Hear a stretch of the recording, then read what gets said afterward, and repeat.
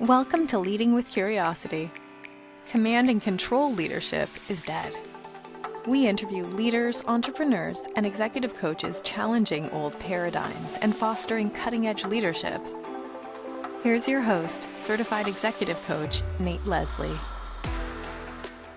Cliff, you've grown up in your organization from a teenager, literally 17 years old, to where you are now. What have you learned most about leadership in that journey? Yeah, thanks, Nate. You may think you know it all at 17, and certainly I was probably of the generation that did think they knew it all. You know, I just was happy to have a job. I was happy to go and respond, and natural hazards and responding in an emergency really became about the hazard. And in my case, that hazard was about wildfire. It was just about the state of the ecosystem or what that fire was doing. As I've evolved and now spent, the better part of 24 years fully immersed in the world of wildfire in British Columbia through some of the most devastating fire seasons, not just this province, but the world has ever seen. The biggest learning for me is it's not about the hazard, it's about people. Whether it's the people that we're trying to evacuate and keep safe from the community perspective, or whether it be our own people within wildfire who we've seen over the last number of years struggling with mental health, with PTSD,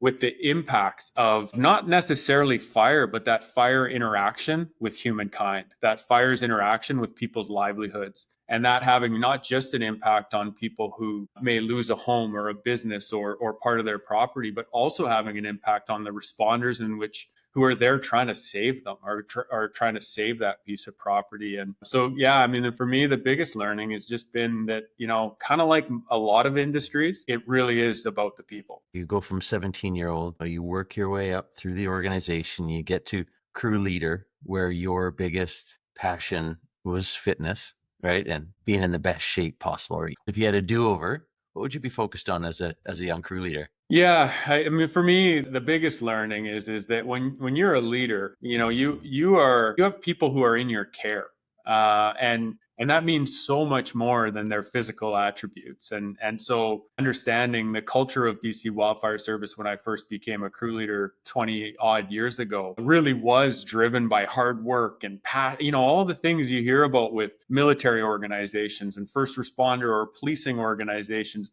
This really sort of passion, drive, suck it up mentality. So to me, all that, what I learned from that culture as a crew member before I became a leader was that I need for my crew to be the best, and therefore for me to be the best leader for my crew. It was all about that strength and that commitment and that hard work and that grittiness. And don't get me wrong, all of those things are important, but they are not nearly as important as making sure that those who are in your care are looked after. Those who are in your care have emotional support, mental support. They know that they can have balance in the workplace. They know that they can come to you, not just because they're struggling with work, but they might be struggling in another way in life. None of that mattered to me when I first became a leader because I didn't know it had to. Growing up in a high-level sports environment when I was younger, it was all about winning.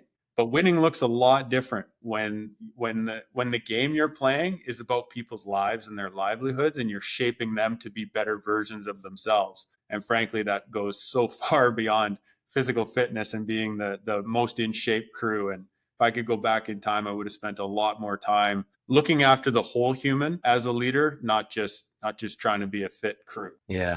You know what? We haven't said the word performance. You did mention winning, but early days it was about performance, right? That the physical aspect of it. And I'm connecting now what we know about high performance culture. It's performance and a positive human experience. And your people have ups and downs in terms of that human experience because of what they see and witness and the burden they carry and what they're responsible for. But it's that human experience element. How are you supporting it? And how are you prioritizing it that has become your real focus, hasn't it, now as the director of operations at BC Wildfire Service? Yeah, it really has become my focus. And, Nate, I've shared with you in the past that I never knew what was driving me to take different jobs within the organization necessarily. I think when I first started the first 5 to 10 years of my career, I was chasing that adrenaline of fire and helicopters and airplanes and being out in the middle of the wilderness, frankly, that was probably untouched or touched very little by humankind. Because when I first started, most of our fires weren't adjacent to communities. And so there was this drive of just the coolness of it, if I could be so frank. And what started to shift though was eventually that shininess fades. And what I wasn't clear on as I started to become more of like a middle leader and then more of a senior leader is like, what am I chasing? Because I wasn't satisfied in the jobs that I had, but I couldn't really pinpoint why. I couldn't pinpoint what I was looking for. And there were times through my career where I wondered if I could find it in fire. But what became clear to me in the last number of years, in particular, as we've started to make a real keen shift in making our culture more inclusive and really trying to make it a place where we want everyone to belong from all walks of life. What I realized is that, while fire might have kept me in the business, it really is that human contact. It really is that human potential. It's why I'm still here. It's to make the changes that can be impactful, not just for this generation, but for the next generation that come after us. Because frankly, the fire environment's getting worse. So we need to make the workplace environment as good as we can, because the challenges that we face currently and that the next generation is going to face, they're going to be much harder than what I faced when I started in this organization, because the environment's changed. So you've got you evolving and growing from teenager to responsible man. You have the natural world changing, and you have the culture inside your organization also evolving, and you've been through all of that. Wow. Yeah. Yeah. And I think, Nate, it's kind of like anything. I think it sometimes requires personal impact for us to truly see, that things need to shift. And I'll go early in my career first, and then I'll fast forward a little bit more recently. But, I'll never forget that the day that my mom told me that she was diagnosed with breast cancer and was going to need a double mastectomy and wasn't sure what the results were going to be when she went under for surgery. And I remember in that moment having to go to my manager's office and being really, really scared because I didn't know what I was asking for yet. This was very fresh news. I grew up with, not the whole time, but for a chunk of my life, just with my mom and my brother. And so we had this family dynamic. It was really personal but yet I'd never really seen her in pain. I'd never really seen my mom go through anything before because she was so strong trying to raise two boys and do it all on her own. Anyway, so I knew I had to go talk to my manager, but I didn't even know what I was going to talk to him about other than to tell him this and that I needed something. What was the something? I didn't know, but I was really scared because there had been nothing before me that showed that it was okay to have this conversation.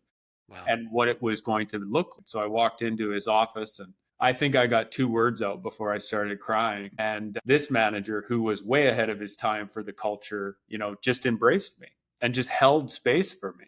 And I spent an hour in his office and we talked about what this could look like and what it needed to, like what my needs were. And he asked hard questions, but they were only hard because of the emotional journey that I was on. Like, do you need to go home, Cliff? And home obviously wasn't where I was working. I was in Williams Lake and home was in Vernon. And I said, I don't know. And so we talked through that. And so, over the course of an hour, I felt the most supported I'd ever felt in anything in my life. And it just hit me in that moment. And as I reflect on being a crew leader for the first time and thinking fitness is what mattered, in that moment, I knew what mattered. In that moment, I was shown what matters is holding space and being there for the whole human experience, which is very difficult as a leader to be there that way.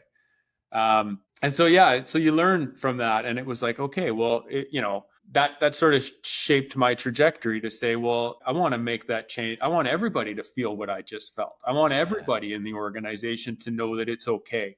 It's okay to cry. It's okay to have emotions attached to your mom or your family or whoever that may be. It's okay to ask for help and not know what that help is. And it was okay for the manager who I was talking to not have all the answers either, because he didn't. But we worked through them and we got to a place where I felt supported as an employee. And I just wanted that for everybody. And so when it comes back to looking at my career through what was I after, it kind of struck me in that moment, but I reflect on it more now that was the catalyst moment for me, one of the catalyst moments for me to say, this can be a better place to work.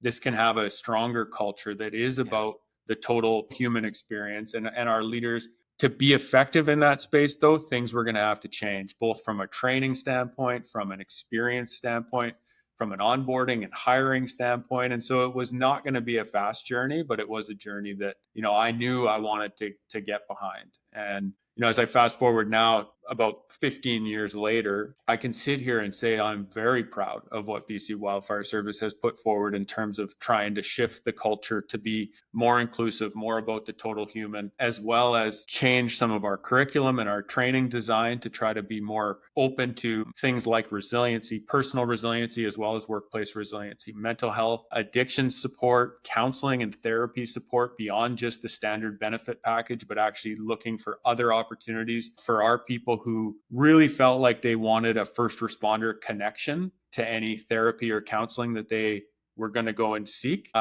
And so we put that in place with an ex-wildland firefighter who became a clinical counselor. And we worked with that company to stand up a safe reporting line that every employee in BC Wildfire Service has access to anytime they want, as well as our families. So it's a small step, but it was a big step to start to shift that we were going to make change to the culture of BC Wildfire Service so that it could be a really wonderful experience for everyone. While we're not all the way there yet, I can sit here and say I'm proud of where we have attempted to go and learned and adjusted and now continue down that path of supporting every employee who works for us. I just want to juxtapose where you've come from, and correct me if I'm wrong, but you and I have talked a lot about this. You and I both come from high performance sport background. Me beginning in the mid 90s, you maybe a little bit later than that, but essentially when junior hockey in Canada, when that locker room wasn't always healthy, right? And you have drawn parallels to that environment in your organization when you were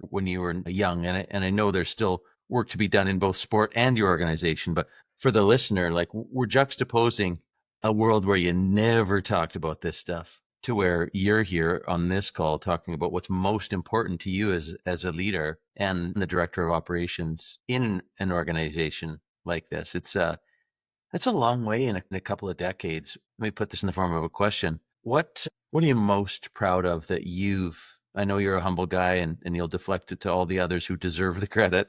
What's an initiative you're most proud of that maybe wouldn't have been there if it wasn't for Cliff Chapman? Yeah, I mean, there's nothing that Cliff Chapman has done in isolation.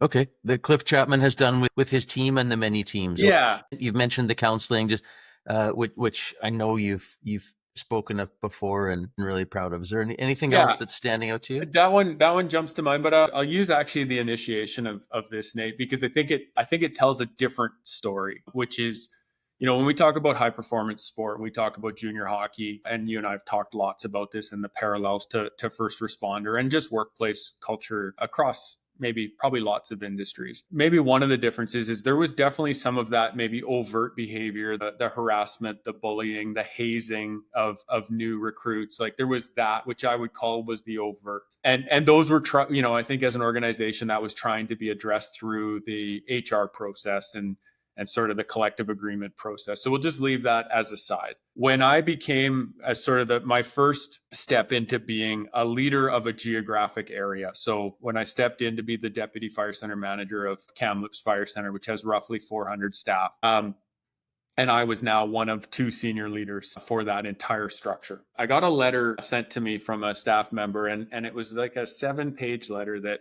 outlined what she felt was undertone culture and undertone references to what it took to be a firefighter and how her experience was really, really hard. So hard that she needed to seek outside support. And nothing contained in that letter was could have led to discipline. It was undertone language. It was the way courses were designed. It was and it was such a well-written experience for this individual. But I think when I read it, all I could think about was like, you're not alone. This has been many, probably hundreds of people's experience, including mine. Growing up and coming into an organization as an 18-year-old hockey or 17-year-old junior hockey player, and everybody knowing that when you step in. So they've already made some assumptions about it. And then me seeing the culture, knowing that it was performance driven, that it was like, again, be the fittest crew, be the hardest working crew. So that's how I showed up.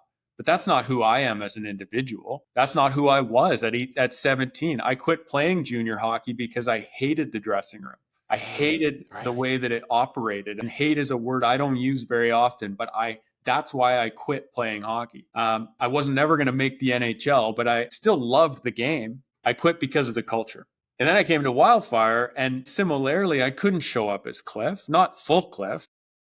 They've made assumptions about you because of your past experience, which is actually the stuff that caused you to leave in the first place. That's right. an interesting juxtaposition, right? Yeah. And so I felt like, and of course, growing, you enter into a workplace and you've been taught by your parents or by you just show up and you work hard and you put your head down and that's how you'll get noticed. And then you'll make like all the things we learned, or at least we learned generationally when we were younger. But all of that, I would say, not that I think it's wrong, but it's not enough. It's not the whole story. You know what? I'm seeing it now because those are great qualities, right? Let's not dismiss that those are great qualities. I'm seeing them now as pillars. That's right. Like the work I've done with your team on what are your 5 objectives. That put your head down and work hard is a pillar, but it used to be the whole thing. That's right. Yeah. Right. So now you've got these other pillars, and that's where you're headed now, the pillars that you've helped create in addition to being fit, in addition to working hard, in addition to being resilient and, really getting down and to the important work. Okay. Yeah. Thanks for that. Go ahead. No, and I think that's a great, I used to describe it when we first started this work. And I think that's, long story short, I think the thing that I was describing that I'm proud of is that I went to I guess, essentially the equivalent of our CEO in Wildfire. And I had this really poorly made PowerPoint with what I saw were the problems with the culture of Wildfire. And it was based on this letter, and it was based on, I had done some interviews with staff in the center that I was running or that I was leading. And so I had some data, but it was loose. Yeah. And I put together this awful PowerPoint. I actually pulled it up not that long ago, and I was so embarrassed that like I was so proud of it at the time. And then you fast forward, 8 years later, and I was like, I built this is awful. Anyways, what I'm proud of is that I both felt that I had to, but I also felt just safe enough to bring this PowerPoint to my boss, who represented all the managers, that represented all the staff. So this was a very important step. And I shared what I called at the time people practices for BC Wildfire Service. And I had done up some crappy clip art graphics and some things, but it was real and it was human.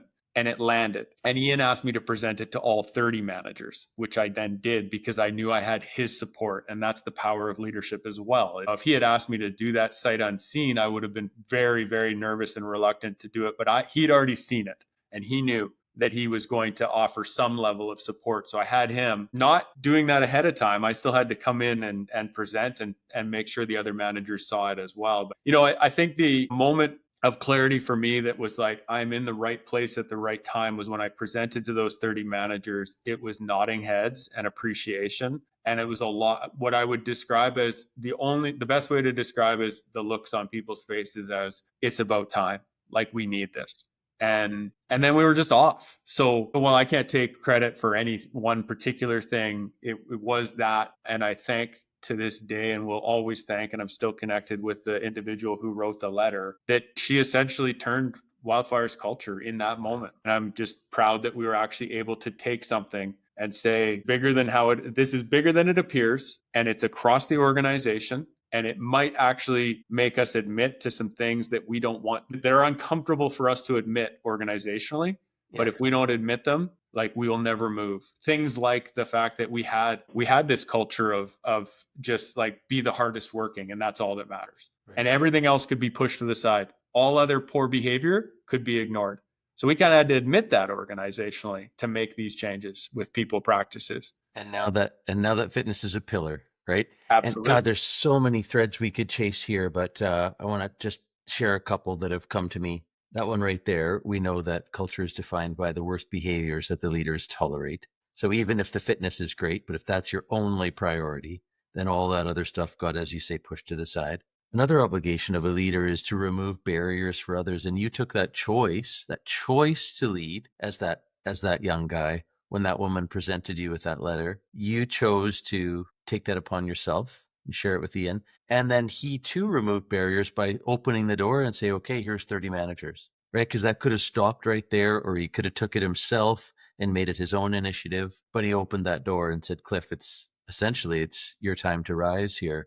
You're making this choice. What do you make of that idea that part of our role as leaders is to remove barriers for others? Yeah, I think about that in the context of response organizations but I think it's all organizations. I think it's this idea that I do firmly believe change can happen at all levels, right? Yeah. Like I think any level of an That's a great organization example of that, right?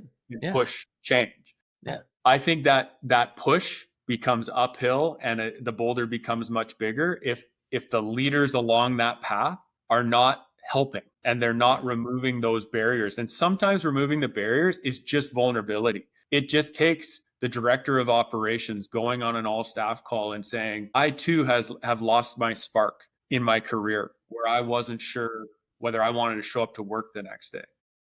I too have felt the burdens of the pressure our organization faces and have struggled with my own mental health challenges and have got help for those challenges over the years. I too have gone through divorce and have had to then navigate what work looks like as you're dealing with the emotional trauma of that with kids and ex-partners and new partners. And so, while we used to keep all those things locked in because they're ours and that's our personal life and how, don't you dare bring your personal life.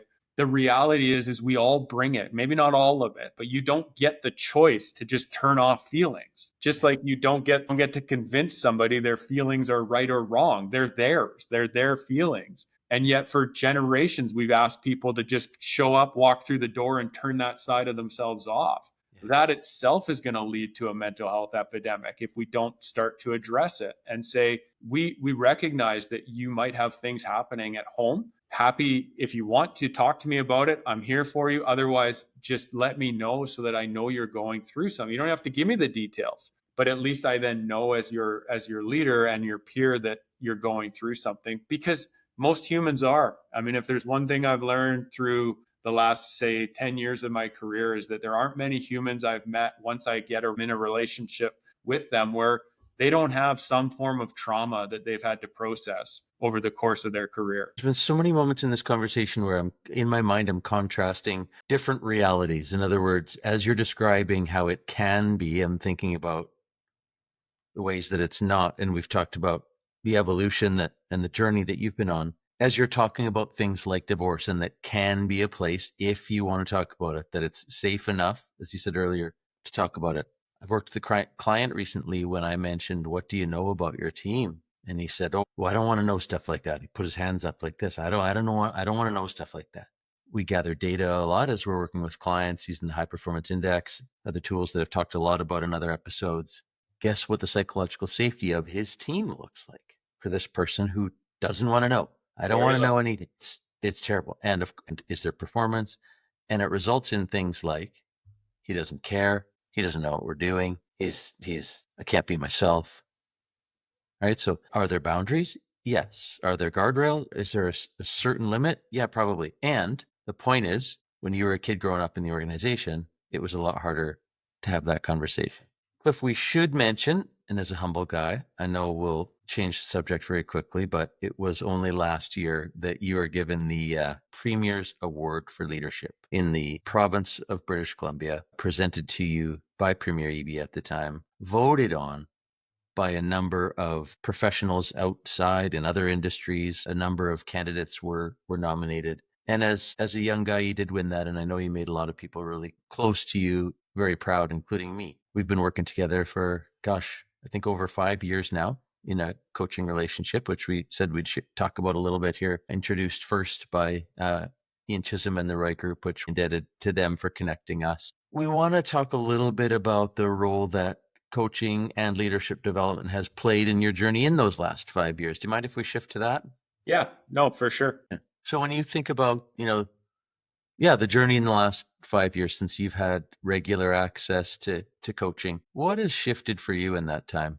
I think I'd start with saying the relationship matters. So as Nate mentioned, him and I have this coaching relationship, but I was very particular about what I was looking for. And I think that stems from this idea that we're not supposed to ask for help especially when you get into a more senior role. But I have to say, like, thank goodness I did, because you don't know what you don't know until you have a safe relationship with an executive coach who you can work through problems and challenges with. And while we're not getting into it today, Nate knows them all. Like he knows more about me than a lot of people do, because of the relationship that we formed, and we don't always agree. And I think that's the beauty of the relationship first, and then that being with your experience and education and your skill set. It just works because we might come at things from different lenses. There's usually things we agree on, and then you help me get to where to come up with my own solution, right? You're not solving my problems for me.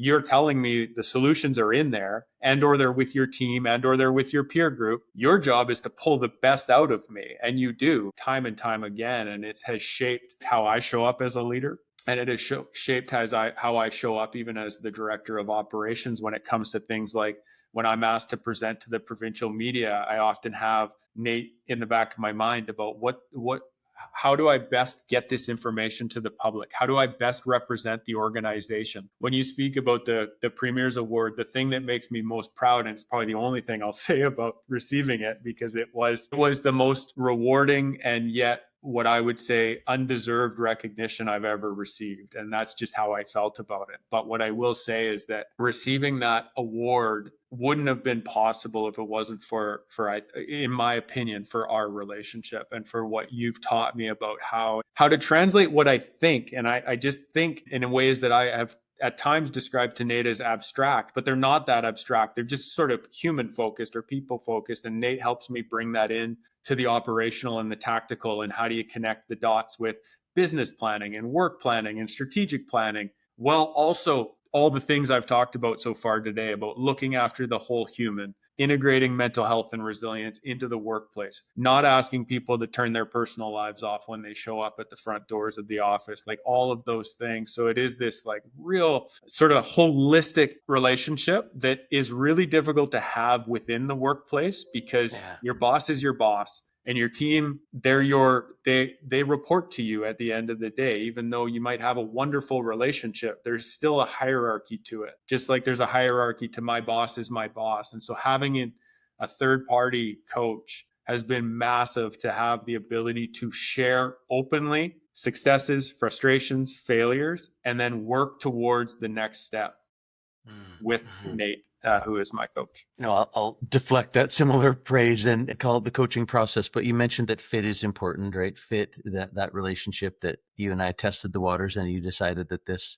felt right to you, and me likewise. And you're an external processor. A lot of your ideas get really clear as we're talking. What has it meant for you just to have that block in your calendar that it's not about us, it's about you, right? I'm just there to help it be even more focused. But have that time in the calendar that you've got space for Cliff and his either fully formed ideas or yet to be formed ideas. What's that been like, compared to not having it? Yeah, for sure. I mean, and I think it ebbs and flows a little bit, Nate. And what I mean by that is that I think early days, what I looked forward to was the safety. Like I looked forward to, it's not like in any organizational structure, in any hierarchy, it's like we need the ability to be 100% transparent about what might be frustrating us or challenging us in the workplace. And again, like I just described, it's hard to do that sometimes within the hierarchy. But when I looked at the calendar block, it was like I felt this safety of like, wow, I get this hour with my coach, and there's never been an hour where I didn't feel better on the back end than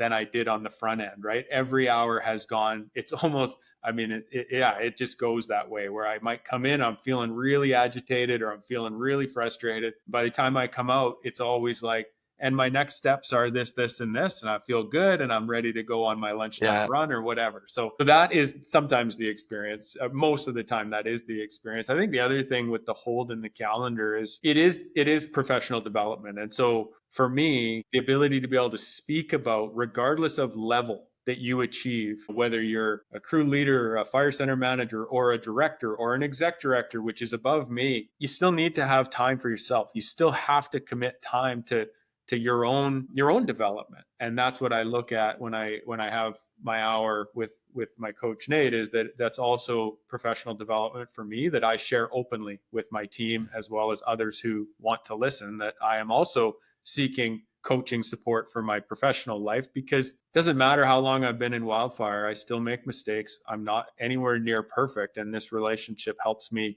at least make more informed decisions about the direction of travel that I choose within the workplace. You make so many mistakes. It just sometimes scares me.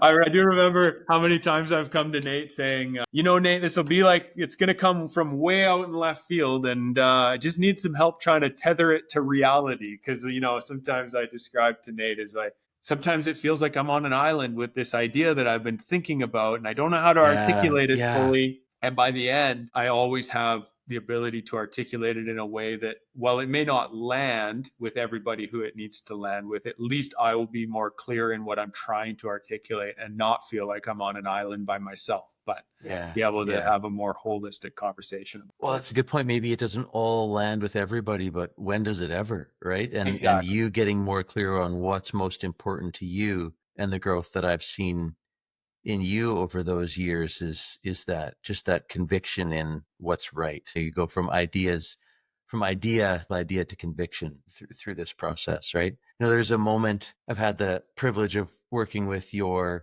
directors team a few times, and your managers, and you and I built this relationship virtually, right? From pandemic to now. And I think we've only been in person together about 3 times, but one of those first times we greeted each other with a big hug.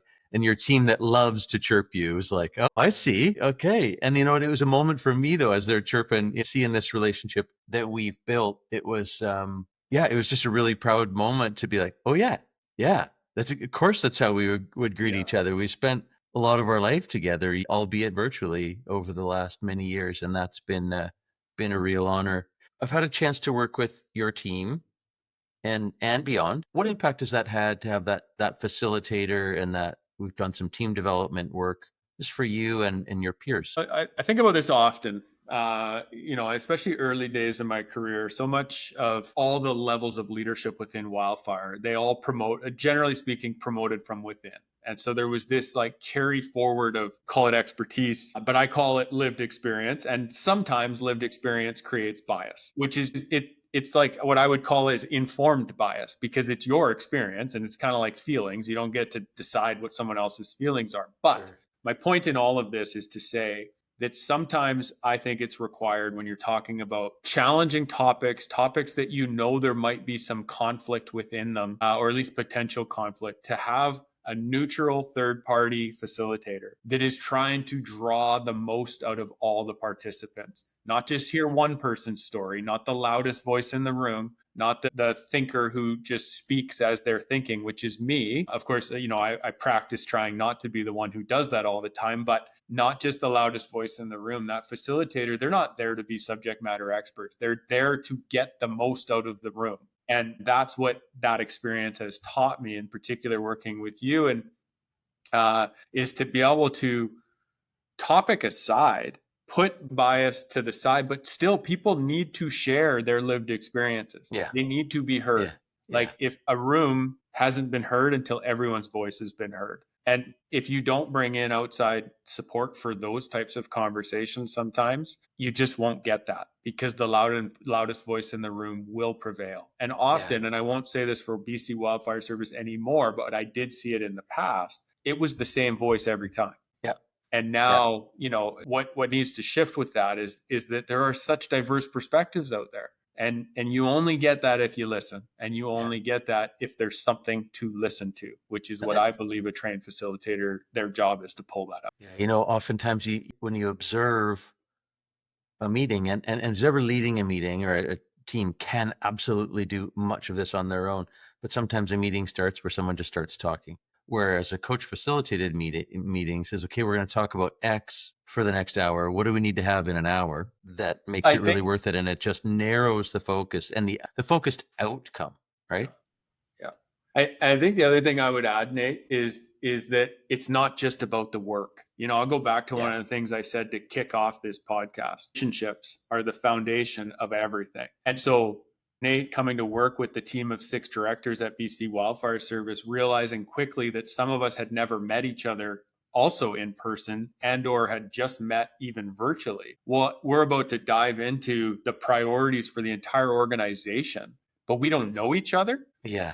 Yeah. Like, so that's where that facilitator and the skills I think that you bring, and I think others will too, is like there's also a relation, like a forming stage, right? There's a build a relationship, connect, Yeah. be a bit vulnerable. That's a sliding scale, right? Vulnerability doesn't mean everybody's breaking down and crying. It could mean that, but it doesn't have to mean that. Yeah. It might just mean that we're sharing a little frustration about priorities. Like it could be very specific to the work. So I think sometimes we've misrepresented like what vulnerability needs to look like. That's going to be unique to each individual, but a good facilitator will pull that out of each individual to And where they're comfortable. yeah, and that's where I prefer to call that work that I do team development. There's something about the word team building that people think you're going to make human pyramids or do trust falls or Yeah. whatever. But and a lot of the physical, I know I would love a lot of it, more the physical team development. It's just hasn't been my area of practice,